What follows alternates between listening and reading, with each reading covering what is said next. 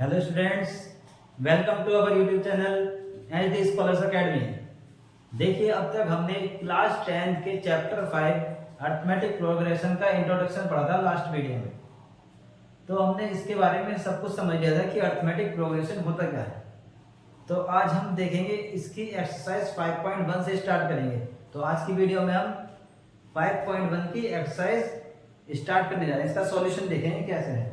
तो इसमें हमें ये देखना है कि अर्थमेटिक प्रोग्रेशन को हम पता कैसे लगाएंगे कि ये जो हमें सीरीज दे रखी है, ये number of list arithmetic progression होती है या नहीं। तो ये कैसे पता लगाएंगे ये देखना है।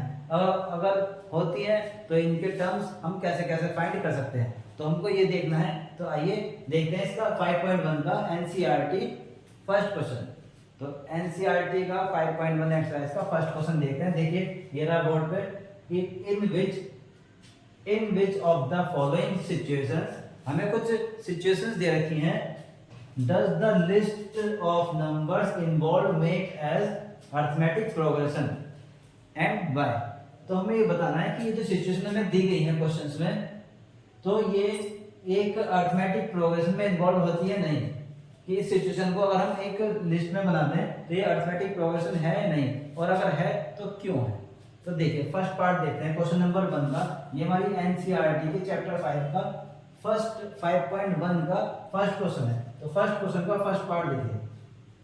सिचुएशन दे रखी है, the taxi fare after each kilometre. Taxi fare, एक किसी टैक्सी का किराया जो है each after each kilometre when the fair is 15 rupees. कि जब भी वो टैक्सी 1 किलोमीटर जाती है शुरू में, तो शुरू के 1 किलोमीटर का किराया है 15 रुपए। ठीक है, 15 रुपए किराया देना है शुरू के 1 किलोमीटर का। एंड उसके बाद for the first kilometre and 8 rupees for each additional kilometre. और उसके बाद 8 रुपए है प्रत्येक किलोमीटर का। जैसे ही हमें मान लो पहले के किसी ऑटो से जाना है कि हमें 1 किलोमीटर के लिए जाना है, हमारा कॉलेज स्कूल 1 किलोमीटर दूर है, तो 1 किलोमीटर के 15 रुपए किराया लगेगा ऑटो का। और हमारा स्कूल हुआ अगर 2 किलोमीटर दूर तो कितना लगेगा। देखिए फर्स्ट किलोमीटर के तो 15 रुपए, लेकिन 2 किलोमीटर के जो दूसरा किलोमीटर है उसके 8 रुपए लगेंगे। तो 15 + 8 23 आ गया। इस तरह तो हमें देखना है। तो टैक्सी फेयर, देखिए taxi fare for first kilometre, taxi fare for first kilometre 15 rupees. ये 15 रुपीज हमें गिवन है। And taxi fare for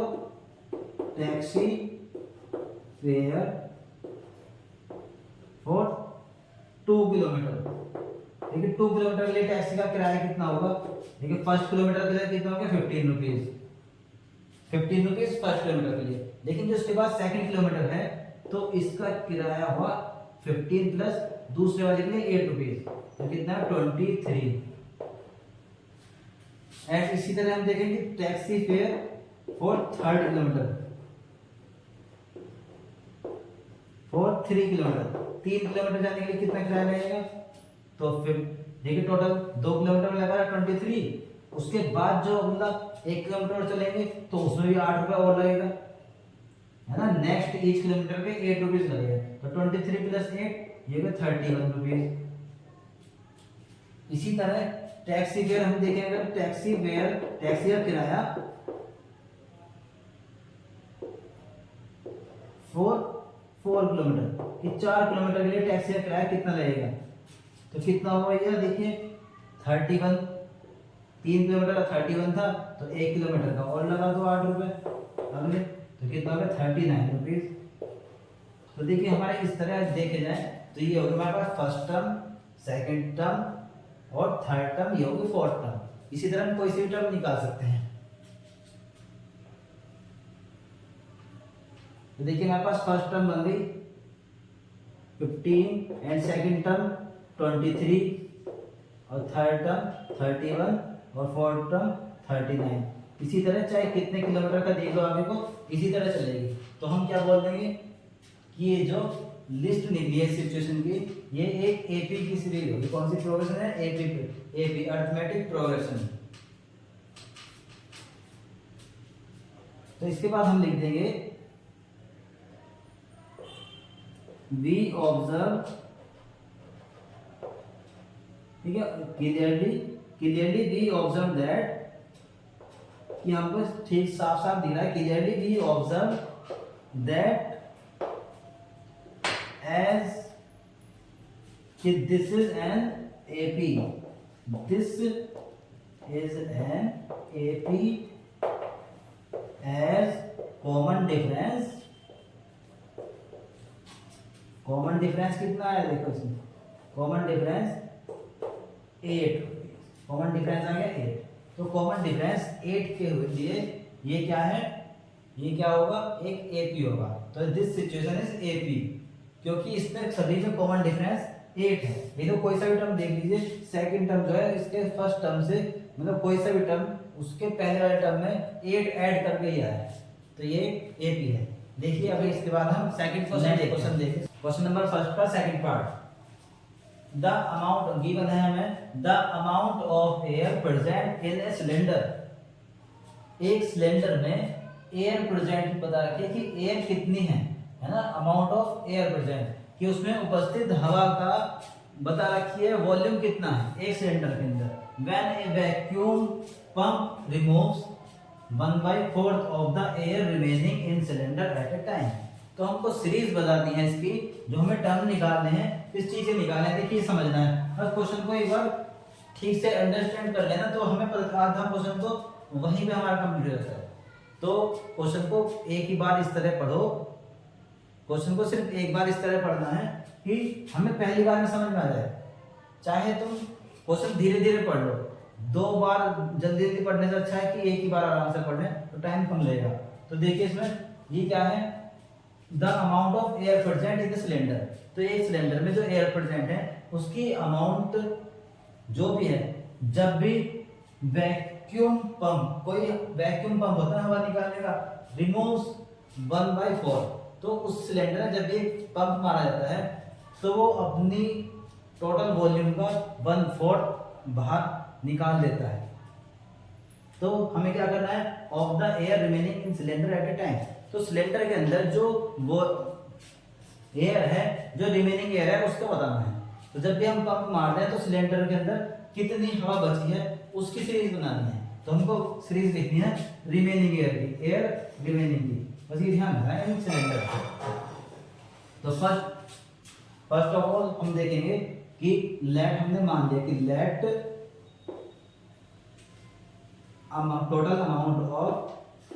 total amount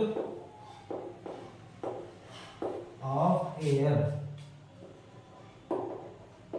present in cylinder,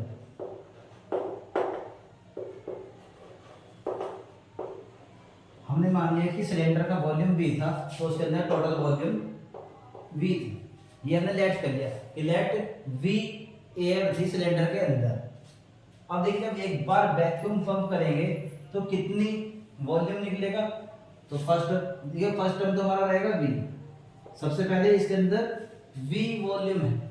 जब एक बार पंप करेंगे तो उसके अंदर कितनी हो जाएगी, देखिए इधर रफली देख लीजिए कि जब भी देखिए पहले V थी, हमने एक बार पंप करा तो V का 1/4 बाहर निकल गया, तो V/4 बाहर निकला। तो बचा कितना इसमें, V में से पहले टोटल V थी, V में से 1/4 इसका माइनस कर देंगे तो बचेगा कितना, इसका एलसीएम लेके करेंगे तो 4V - V 3V/4। तो सेकंड टाइम में कितनी बची, 3V/4। अब देखना है कि थर्ड टाइम में कितनी बचेगी, और जब दोबारा से एक बार पंप करेंगे तो कितनी उसमें हवा बचेगी। अब तो देखिए दोबारा करेंगे जब एक बार पंप, तो इसकी जो पहले थी उसकी 1/4 बाहर निकल जाएगी। अब कितनी बची इसमें, 3V/4। तो 3V/4 की 1/4 निकलनी है। तो 3V/4 का ना 1/4 करें तो कितना बनेगा, 3V/4 तो 16 है ना, ये नीचे पहुंच जाता है ना तब को मल्टीप्लाई में, तो 3V/16। तो इसका 1/4 हमको निकालना है, तो माइनस कर देंगे 3V/16। तो जो रिमेनिंग थी इसी का 4th पार्ट है ना, इसी का 1/4 हमने इसमें से माइनस कर दिया, मतलब निकल गया। क्वेश्चन की लैंग्वेज बोल रही है, मैंने बोला क्वेश्चन की लैंग्वेज बोल रही है कि हर बार पंप करने पर जो रिमेनिंग थी उसी का 1/4 निकल जाता है। तो हमसे पूछा है बची कितनी, तो जब हमने इसमें से 1/4 निकाली तो कितनी बचेगी, यहाँ माइनस करके देख लीजिए। हमने इसका एलसीएम लिया 16, तो कितना है 4 4 4 जा 12 आ गया -3, ये आ गया 9b/16।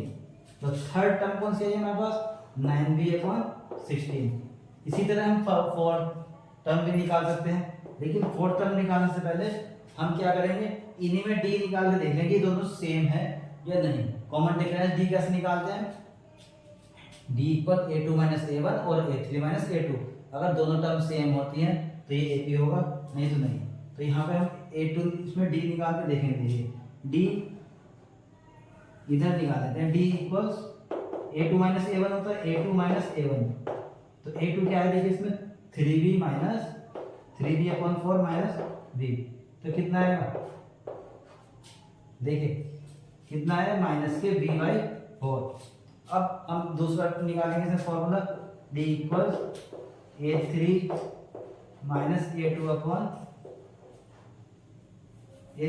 a2। तो इसमें देखिए a3 क्या है हमारे पास 9b/16 माइनस 3b/4। अब जब इसमें से इसको माइनस कर देंगे तो कितना आएगा,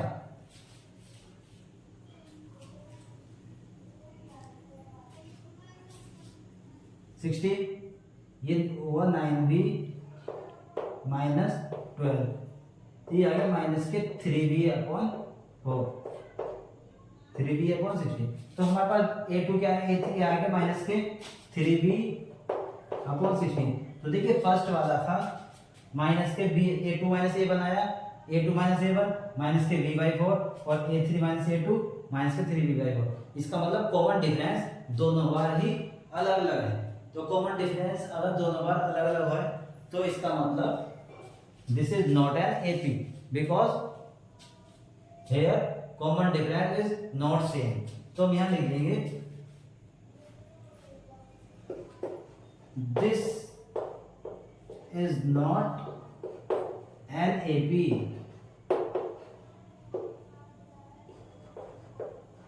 because common difference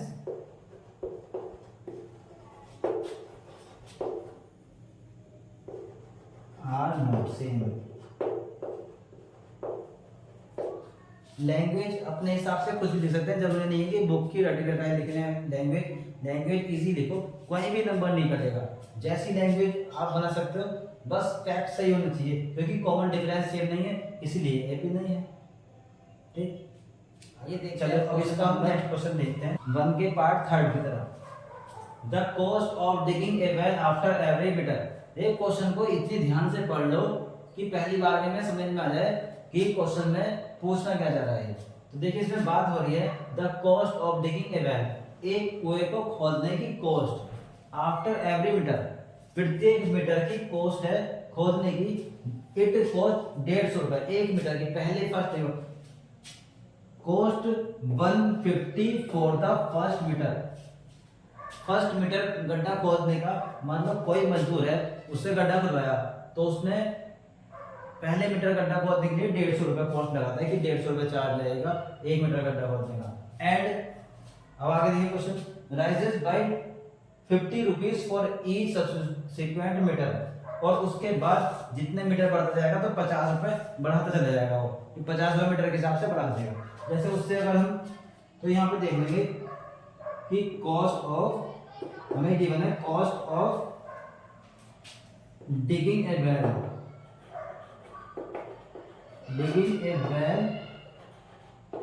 for first kilometre, first metre. देखिए फर्स्ट मीटर में गड्ढा खोदने की कॉस्ट है 150 रुपीज, 150 रुपए लगते हैं एक फर्स्ट मीटर के। तो हमारे पास फर्स्ट क्या हो गया, फर्स्ट मीटर के 150 रुपीज। और इसी तरह cost of digging a well for 2 metre, अगर हमें 2 2 मीटर गड्ढा खोदना हो, 2 मीटर गड्ढा, तो कितने रुपए लेंगे? देखो फर्स्ट मीटर के तो 150 रुपए आ गए, और अगले मीटर के ईच के हिसाब से लेगा, ईच सब्सिक्वेंट मीटर के 50 रुपीज, तो 50 रुपए और बढ़ा दिए उसने अगले मीटर के, तो आ गए हमारे पास 200 रुपए। इसी तरह 3 मीटर के, 3 मीटर के, है ना, ये देखिए 3 मीटर के इसने बता दिया, अगले 3 मीटर का खोदना हो गड्ढा तो कितने रुपए लेंगे? तो 200 तो 2 मीटर के हैं, प्लस 50 रुपए और बढ़ गए, तो 250। अगर 4 मीटर का गड्ढा खोदना हो तो कितने रुपए चार्ज लेगा? 250 प्लस 50, ये आ गया हमारे पास 300 रुपीज। तो देखिए हमारे पास इससे सीरीज क्या बनी, ये जो सीरीज बनी है, देखो फर्स्ट टर्म बना हमारा 150, और सेकंड टर्म क्या बन गया? 200, थर्ड है 250, फिर 300, इसी तरह चलेगा आगे तक। तो हमें देखना है इसमें डी क्या निकला। डी जो होता है A2 - A1, A2 इसमें आगे 200 माइनस 50, 150, यहाँ भी 50 है। अगर हम 3 - A2 करके देख लें, ठीक है, 250 माइनस 200, देखिए 50, तो कॉमन डिफरेंस हमारा सेम है, तो हम यहाँ बोल देंगे this is an AP as common difference. Common difference जो हमारा गिवन है, जो कॉमन डिफरेंस हमारा निकला है कितना? As common difference 50, common difference हमारा 50 है, ये आंसर। तो कॉमन डिफरेंस 50 के चलते हुए हमारे पास ये AP आ गई है, ठीक है। देखिए स्टूडेंट्स, अब हम क्वेश्चन नंबर 1 का लास्ट पार्ट देखते हैं, फोर्थ पार्ट, जो कि हमारा क्वेश्चन नंबर 1 का आखिरी पार्ट है।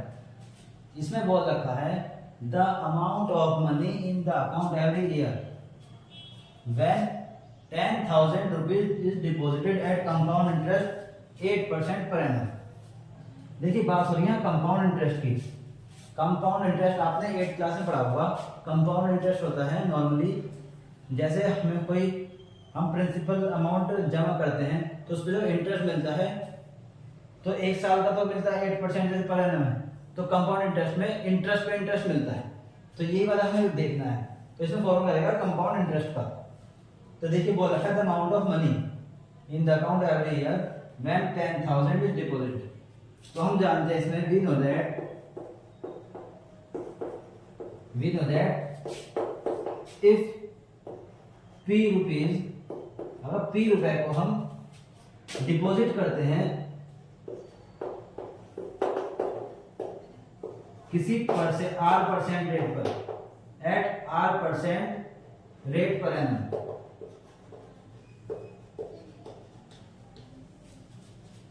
तब हमारी n ईयर बाद, तो after n year 8% R% rate पर एनम हम कितने के लिए?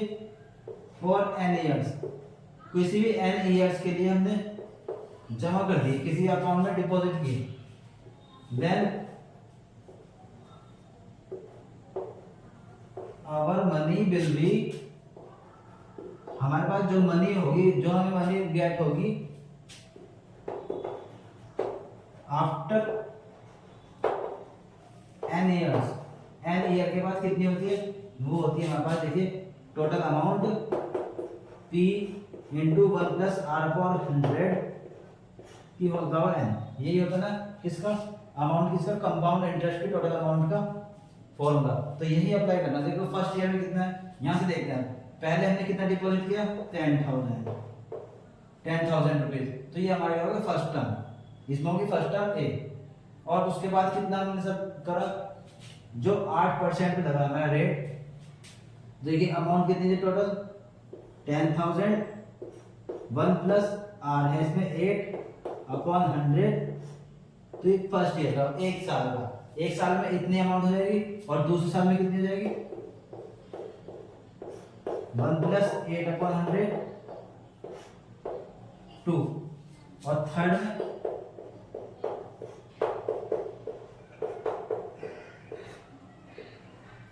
में इस तरह चलेगा। जो कि हमें देखो दिख रहा है, पहले इसमें क्या है 1 पावर 2 3 जब भी ऐसे कोई मूवमेंट हो जाता है तो ये होती है जीपी, ज्योमेट्रिक प्रोग्रेशन। एपी नहीं होती, क्योंकि एपी में डी सेम होना चाहिए। अब तक हमने पढ़ा था कॉमन डिफरेंस इक्वल होना चाहिए। हम देखो इसका अगर कॉमन डिफरेंस देखेंगे तो a2 माइनस a1 निकाल के देखते हैं, ये कितना हो गया देखो, a2 10,000 इंटू में कितना है देखो 108/100। इसको अगर मैं काट दें तो ये हो गया, और माइनस में है 10,000, तो ये वाला आ जाएगा देखिए 100, इसके आगे आ गया 10800 माइनस 10,000, तो हमारे पास 800 आ गया। और इसी का हम निकाला D83 माइनस A2, तो A3 कितना है देखिए 10,000, अब 108/100, ये मल्टीप्लाई में 2 बार देखिए, जीरो कर के चारों, इसकी मल्टीप्लाई करेंगे और माइनस कर देंगे, कौन सा होगा ये वाला, ये कितना था 10800, इसमें से माइनस करेंगे तो देखिए बिल्कुल 800 से बड़ा है, मल्टीप्लाई करने के बाद तो ये बहुत अलग आ रहा है, तो बोलेंगे कॉमन डिफरेंस नॉट सेम। तो this is not an AP, this is not an AP, ये एपी नहीं, this is not an AP because common difference not same. Common difference ये हम बोल देंगे कॉमन डिफरेंस यहाँ पे डिफरेंट है, तो कॉमन डिफरेंस आर डिफरेंट, इसलिए this is not an AP. अब हम नेक्स्ट क्वेश्चन की तरफ चलते हैं। आओ बच्चों अब देखते हैं क्वेश्चन नंबर 2। देखिए क्वेश्चन नंबर 2 में बोला गया है right first 4 terms of the AP, कि एपी के फर्स्ट 4 टर्म्स लिखिए।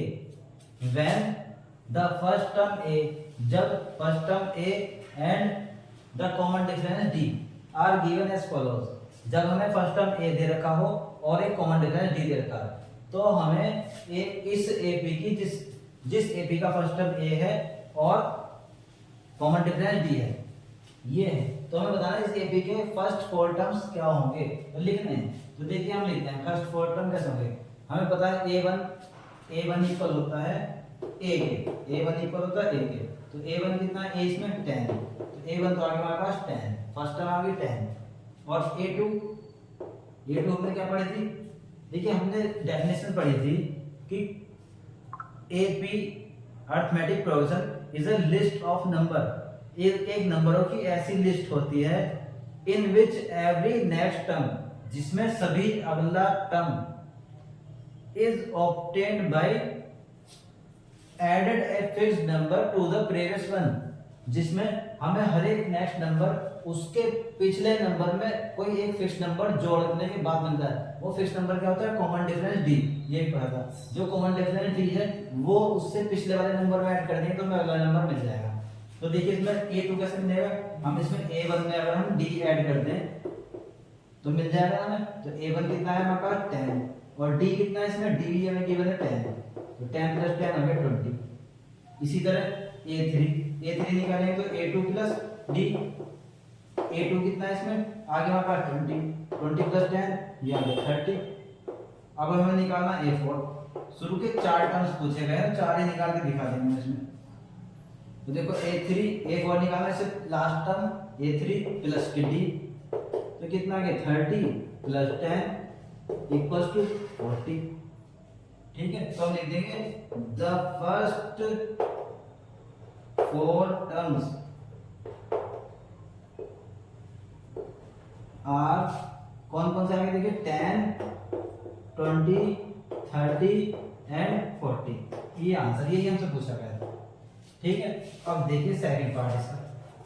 सेकंड पार्ट क्या कहता है, सेकंड पार्ट में सेम a दे रखा है, तो a1 तो हमारे पास हो गया, जो a है a1 हो गया -2। इसी तरह हम a2 देख लेंगे, a2 क्या होगा a1 + d, तो -2 में अगर हम d ऐड कर देंगे तो कितना आ गया -2। इसी तरह a3 में a2 में d ऐड कर दो तो कितना आ गया -2 प्लस 0 फिर से -2। इसी तरह A4 में A3 में हमने ऐड कर दिया, A3 यहाँ पर -2 है, फिर प्लस 0 कर देंगे तो -2। तो सारे के सारे टर्म इसमें सेम है। तो हमारे पास चारों फर्स्ट फोर टर्म्स कौन से आ गए? फर्स्ट फोर टर्म्स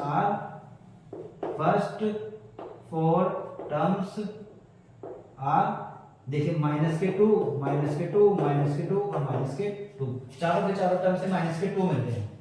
अब इसके आते हैं थर्ड पार्ट पर।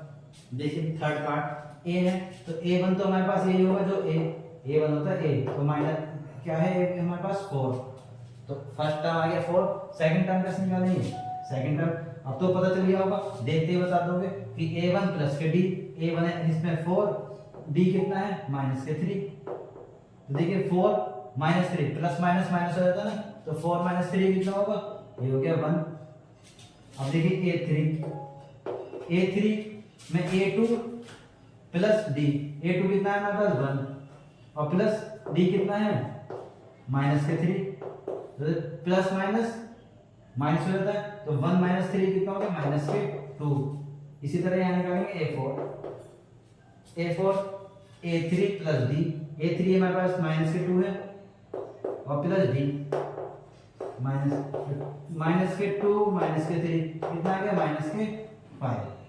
इसका आंसर आ गया, देखिए यहाँ लिखते हैं -5। तो हमारे पास फोर टर्म्स कौन सी आ गई? हम लिख देंगे the first four terms are,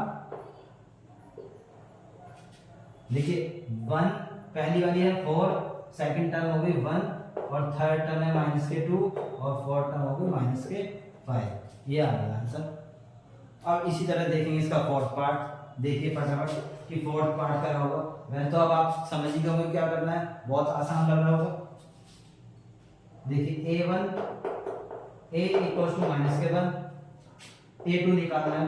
A2 क्या होगा? A1 प्लस D, तो A1 आ गया -1, इसमें प्लस D करेंगे तो प्लस के D कितना है? 1/2।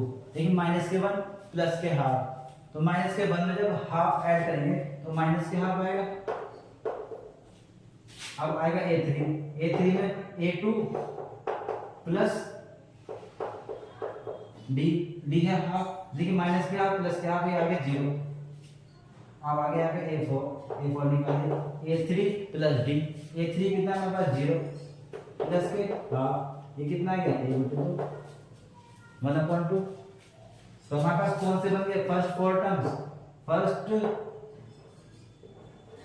फोर टर्म्स आर, देखिए -1/2, 0 एंड 1/2। ये इसका आंसर आ गया। अब देखिए इसका फिफ्थ एंड लास्ट पार्ट, ये आपको एकदम देख के बताना आंसर क्या होगा। कर दोगे इसको? चलिए मैं बता देता हूँ कैसे करना है। वैसे कर तो क्या आपने दिया ही होगा, एकदम आपको आंखों में देखते, फिर भी हम इसका रिटर्न में सॉल्यूशन देख लेते हैं एक बार। आइए A1 इक्वल्स टू A, जो कि हमें दिया हुआ -1.25। अब बताइए इसमें A2 क्या होगा? A2 देखिए A1 प्लस के D, A2 जो होता है A1 प्लस D, इसके जस्ट पहले वाला टर्म इसमें D ऐड कर देंगे, तो A1 देखिए हमारे पास कितना है? -1.25 प्लस में D करेंगे, D कितना है? -0.25। ठीक है, देखिए इसमें जो होता है ना ये -1.25 है, -1.25 और प्लस माइनस -0.25, तो माइनस प्लस हो जाता है, कितना हुआ है?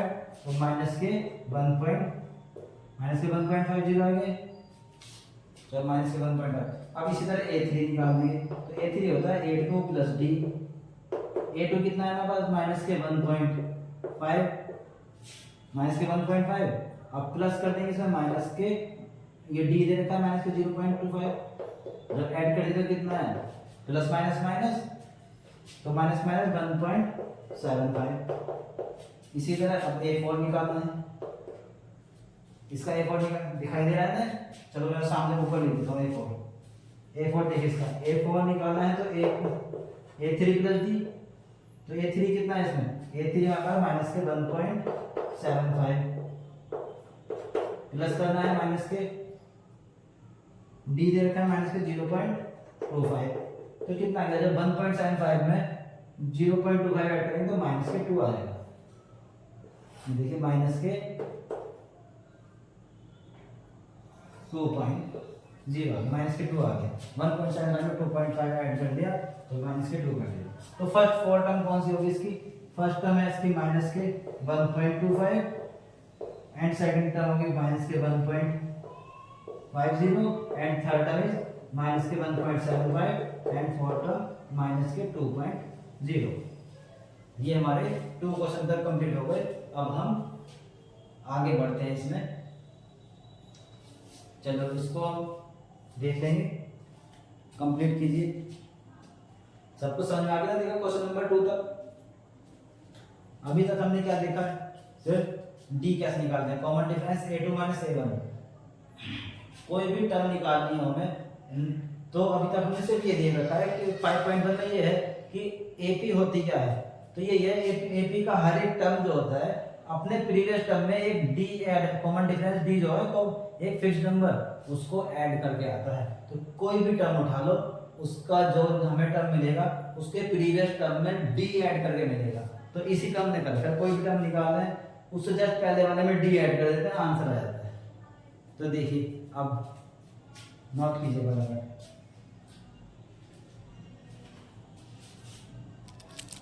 देखिए सभी ओके है ना यहाँ पर।